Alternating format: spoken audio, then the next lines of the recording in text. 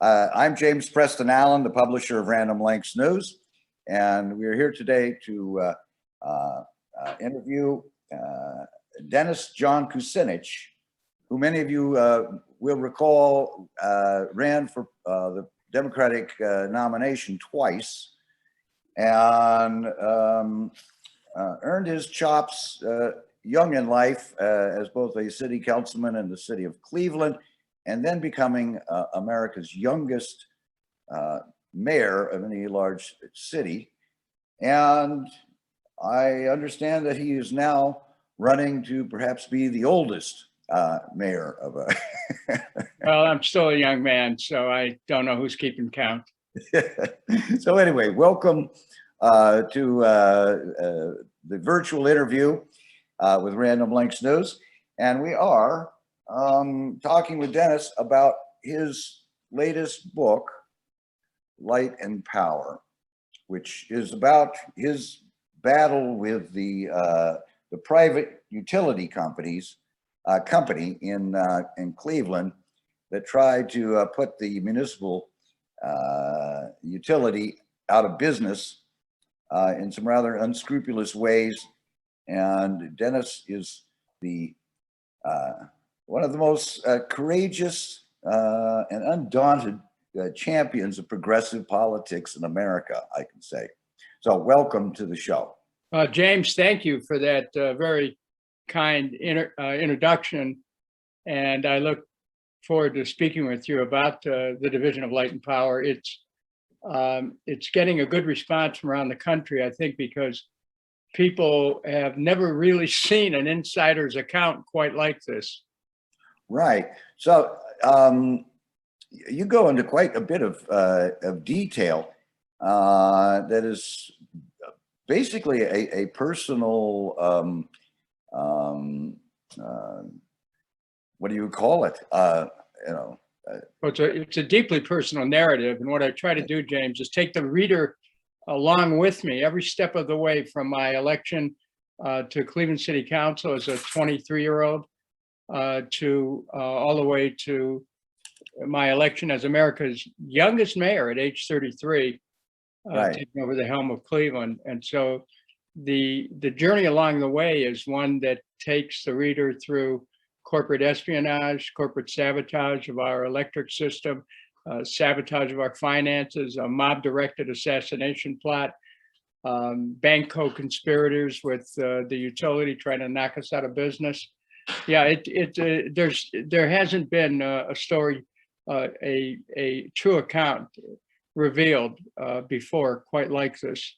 I mean, this is almost like some kind of like espionage spy story, you know. But the important part about it really is that the same types of politics have been played out in many municipalities across this country, because you start off in the introduction with a list of public utilities that have been privatized in America. Right. And so that's right. One can presume that many small cities, even mid-sized cities across this country, have suffered some of the same attacks on public utilities as Cleveland has. Cleveland is just the example we know of because there was somebody courageous enough to fight the good fight. Well, thank you, James. In writing the book, of course, I documented everything. And in the research, I saw all the utilities that were taken over before the battle over Muni Light. And since then, privatization is happening all over the country and all over the world.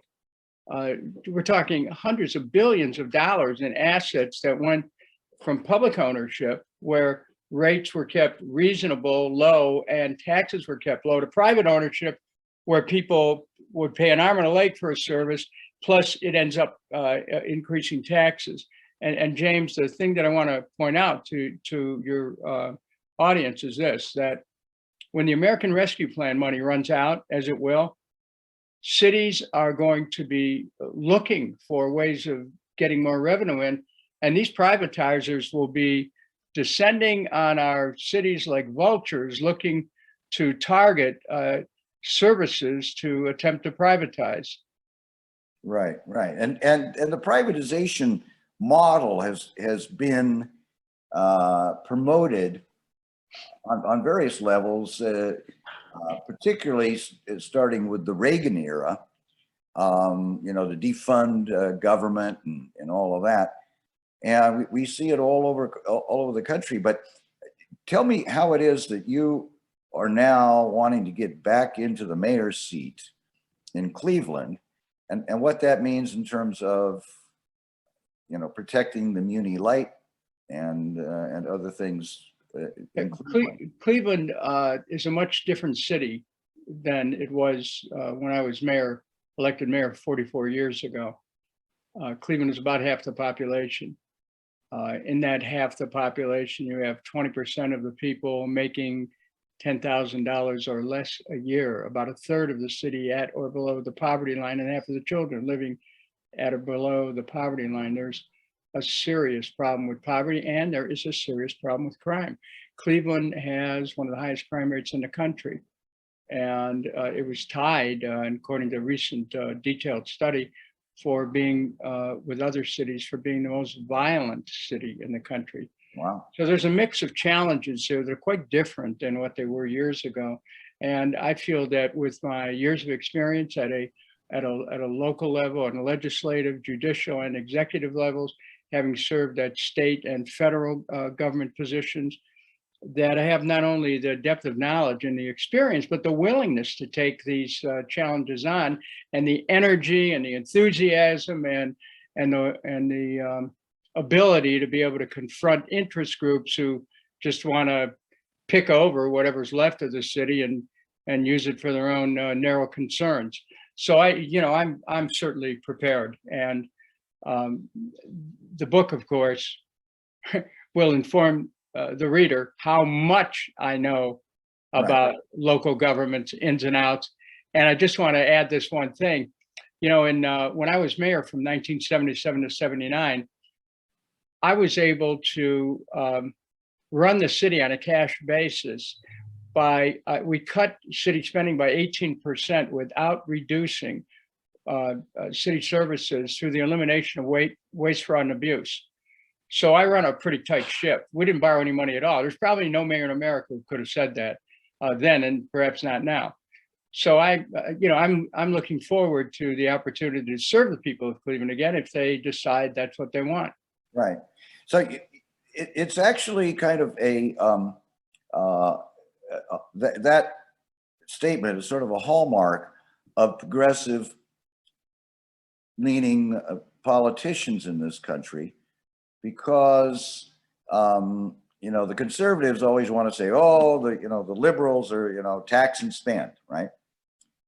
But the progressive element of particularly the Democratic Party in the 20th century has been one of fiscal conservancy, right? Continued ownership of public utilities and things like that. The city of Los Angeles, oddly enough, long ago during the progressive era, took back its water and power system. See, you're right about that. And, I've had people compare the book to Chinatown, the movie, which was a battle over water rights. The division of light and power is a battle over the right to own an electric system. Right. If you look at Northern California, San Francisco area, where PG&E fought to control Hetchy, much to the disadvantage of the people in San Francisco. And of course, we know PG&E is famous for being instrumental in burning down Paradise, California. These utilities the private utilities have their own agenda, which is to improve the stock profile, and the financialization of our economy has encouraged them even more to do that, and therefore raise the rates.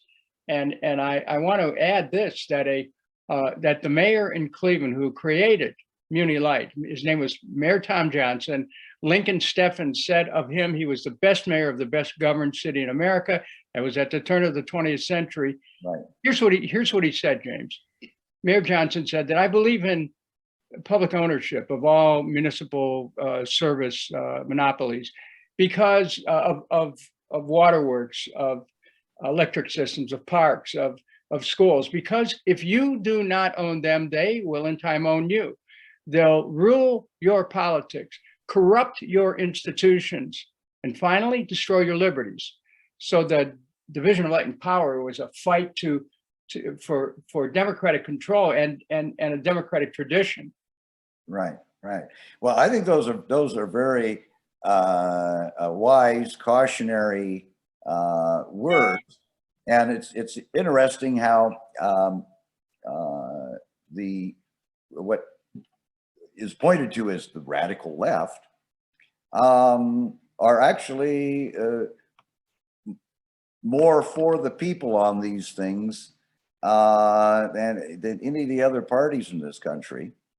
Well, we'd like to think that, but it doesn't always work out that way, because you have people who are in politics today with a certain naivete that disconnects them from the practical aspirations of people. Right. And that's, something we have to look at, because what I have found is that, while I've been credited at times with being one of the most liberal members of the United States Congress over a 16-year period, the truth is I'm pretty pragmatic. Mm-hmm. And, I work with people on both sides of the aisle. I want to get things done, and I want to make sure what's done is fair to the people, doesn't waste their money, doesn't take us into wars that are based on lies, protects the environment, provides jobs, keeps wages up, has fair trade agreements that include workers' rights, human rights, environmental quality principles, healthcare for all, education for all. To me, that's pragmatic. You move a society forward. But that's if you wrote that up, that would be the Progressive Manifesto for America, which is something that the right wing could not deny. The Democrats would probably criticize you for, and the progressives of the party would be cheering for you. I mean, well, you would hope so, but again, what I have found, James, I'll tell you what I have found in my career is that don't rely on labels to produce anything. You have to get in there, convince people, work with people on both sides of the aisle, and then call the roll. You just don't know who's going to be with you sometime and who's going to be against you. And I've been able to do some things in Congress that others weren't able to do because I reached across the aisle, not because I voted with the Republicans, but because I tried to find common ground at times. It's harder today. The country is so polarized. Hyperpartisanship is driving some people wild. And, I'm moving into that environment, but I'm not participating in it. Right, right. Well, when I have an argument with some of the right wingers in San Pedro, who want to call me a socialist or a communist or something like that, and I ask them one question. You're sitting here at this bar, right? And how did you get here? I said, well, I drove my car down the street. And I said, who owns the street? And who owns the sidewalk in front of this business? And if either of those two things were held privately, how would that change the future of this business, et cetera, et cetera, et cetera? You're right, James. I mean, look, there are some cases where roads have been privatized and people are paying a second time for something they paid for a first time. Exactly. Parking meters in Chicago was another example. Mm-hmm. We have to remember that unless we're vigilant about what belongs to the people, it can be taken away, stolen. That was the case in Cleveland. There was an attempt to steal our municipal electric system. The private utility was playing every kind of dirty trick, including blocking repairs to our own municipal light system generators so that they could stop us from making our own power, force us to get power from outside of Cleveland, block us when we try to get power from outside, force us to buy the power from them at 3 times the rate. And then causing blackouts, right? And then they were creating blackouts on the muni system whenever we needed the transfer of power. And they did it in such a way, according to the US Justice Department and the Atomic Safety and Licensing Commission, that power transfers were operated in such a way as to deliberately cause a blackout on the muni system.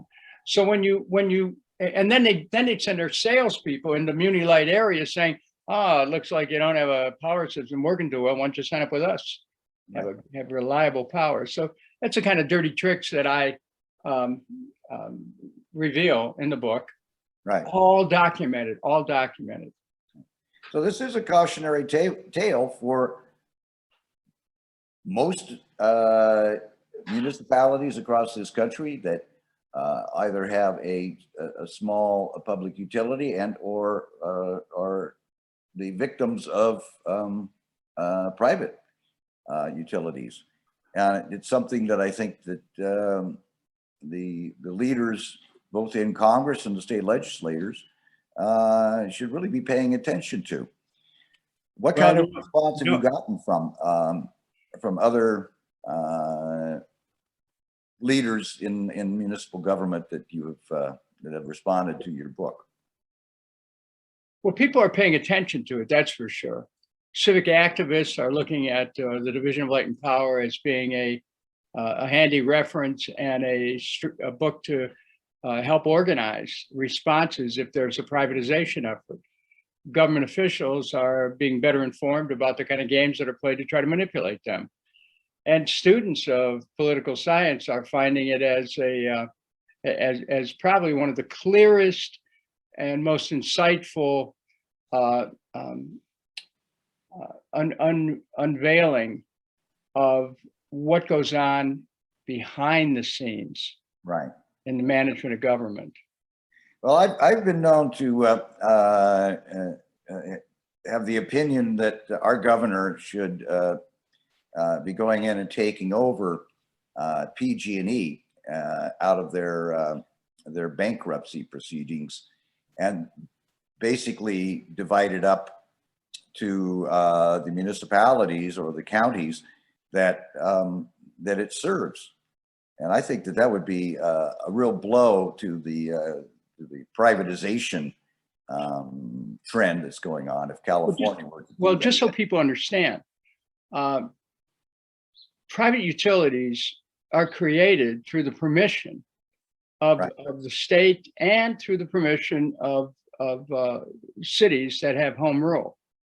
These utilities do not have an a priori right to operate. They have to get permission. Now, why would you give someone a monopoly? Well, theoretically, you provide a private utility with permission to operate a monopoly because they will provide their service inexpensively. Well, that hasn't worked. That they'll provide it efficiently. That doesn't work necessarily. And that the public will have some say. That never works. So communities ought to consider participating in a regional takeover and recreation of the power system and of PG&E, because people have a right to do it. It's not like, oh, how can we do it? No, it's very simple. Mm-hmm. You create a takeover, and you pay for it by issuing bonds, mortgage revenue bonds that are paid off by the very monthly payments that people made to the private utility for their electric service, except in this case, the people then own it and they can drop the rates. Right. And they don't have to worry about paying profits to shareholders, giving up millions of dollars in salaries to top executives. The benefits go to the people in terms of lower rates and lower taxes. So anybody who's involved in that kind of a movement in California, I'm more than happy to talk to them. And they should read the book, because that'll give you some clue as to how to go about it. And it's all about accountability to the ratepayer, who then actually ends up being, the public ends up being the stockholders. Right, they're the owners. They're the owners. I mean, so the question is, would you rather be an owner of a utility which you have some control over, or would you rather a private company owns it and then they can jack up the rates to the roof and squeeze you until you scream as far as how much you're paying? Because that is what has happened around the country. There are over 2,000 municipal utilities in America, many of them providing electricity at 2/3 of the cost of the private system, half the cost of a private utility.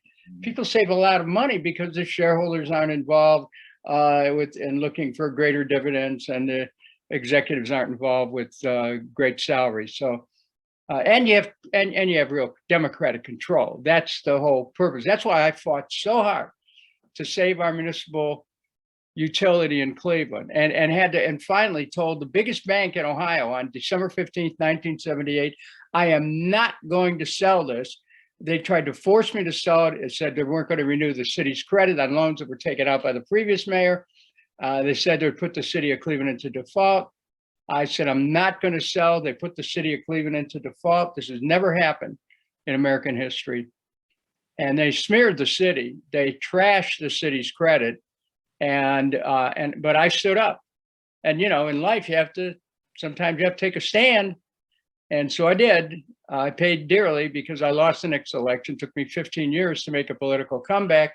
But when the people finally understood how important it was that we save that electric system, they said, gee, Dennis, come on back. And I did in 1994. They called Bill Clinton the comeback kid, but you probably won as many elections as you've lost. And that takes a certain amount of guts. James, my actual record on elections is I've had 41 elections, primaries and generals. I've won 32 of them. I've lost 9. Okay. So, you win some, you lose some. Yeah. Well, you got a good scorecard going there. So tell me, the part of the problem with the Muni light system in Cleveland was how the Ohio Public Utilities Commission was stacked. Has that changed? Well, here's the thing. The Public Utilities Commission of Ohio, or Public Service Commission of other states, they set the rates for private utilities. And they basically let the private utilities charge whatever they want. In Cleveland and in other communities where you own a municipal utility, the rates are set by the city council and the administration. Right. And what's happened as of late in Cleveland is that the council and administration, because they participate in some bad contracts, have allowed, for the first time in the history of Muni Light, excuse me, the rates of Muni Light to go above the private utility. That's never happened before. And has the Public Utilities Commissions usually are appointed by the governor of the state. Has the Ohio Public Utilities Commission changed its position on its fixing of rates? Every Public Utilities Commission is a rubber stamp for the private utilities. That's just the way it works. Now, that's not true in California. Well, good. The California Public Utilities Commission came down hard on PG&E when it blew up that piece of San Bruno a decade ago, and they were involved in the investigation on the Paradise, California fire and all of that. And well, that's the exception to the rule. Thank you. Yeah, but they have actually done a fair job. Frankly, when I have a problem with AT&T at my phone bill and stuff like that, one of my first calls is to the consumer complaint line for the California PUC. Well, that's a good thing, and I'm glad to see that's changed. The experience that I relate in the book is of a Public Utilities Commission of Ohio that has generally been the handmaiden of the private utilities. And that's pretty much the way it is today as well. Correct. Okay. So what's the challenge, your challenge in terms of running for mayor in this day and age in Cleveland? Are the longshore unions and the steel worker, are there still steel workers in Cleveland? Oh, very much so. I was instrumental in helping to save our steel plant over 20 years ago. And there's, right now it's the largest integrated steel company in America, located in Cleveland, Ohio. formerly owned by the Mitchell family and now owned by Cleveland Cliffs. Cleveland still makes a lot of steel, and we're happy about that. And I still am very close to labor, and because I stand up for workers' rights. Now in Cleveland, the big problem today is crime, and it's that way in a lot of American cities, but Cleveland right now has the distinction of being tied for the most violent city in America. We have homicides, shootings, robberies, felonious assaults, carjackings happening, regularly. Are you on board with reforming the police department along the line? Reforming them, yes. Reimagining law enforcement, yes. Making police better educated, yes. More aware of constitutional rights, absolutely. Defunding, not a chance. And obviously, with your background in sort of social justice issues, you have a vantage point on understanding what the cause of crime is in cities like yours. Explain what your well, but there's more. It's more than there are so many different factors that we could take up a week of shows talking about it. Mm-hmm. But when you have a community being overrun by crime, when there's continuous drive-by shootings, when these are occurring, seemingly the shooters have impunity. Well, there has to you have to show people an ability to protect their neighborhoods. Sure. I mean, there are neighborhoods in Cleveland right now where people cannot go buy gas without fear of getting shot. They can't go shopping. They can't have their kids play out on the street. They dare not sit on their porch at night. They can't walk the streets at night. So you have a if it's like many places in Los Angeles, you have a dual problem. One is chronic endemic poverty. You also have young people who get involved in the drug trade, and they join gangs because it's one way to survive being poor in a city. Well, you mentioned two factors. There are, I would say, at least a dozen major factors and other things that feed into that. I'll just say it again. Yes, we have to look at all of the causes and address them simultaneously. It's very challenging in a city where the poverty rate is already among the highest in the country and where the crime is the highest in the country. They're not always directly connected. I mean, it's not every poor person commits crime, and not every person who's committing crime is poor. So we have to address what's happening on the streets right now and restore safe streets. Mm-hmm. And then at the same time, to look more broadly, like that's one of the reasons why what I'm proposing in Cleveland, among hiring more police, is the creation of a civic peace department, where we actually begin to go deep into the root causes of violence, community after community, and address those. Come up with approaches that are field tested. You can actually show people another way. I mean, I don't think violence is inevitable. I think that it is a learned behavior. We 100% war for 20 years in Afghanistan. You got veterans coming back with PTSD and all of this sort of stuff, and we live in a culture that to some extent celebrates guns and violence.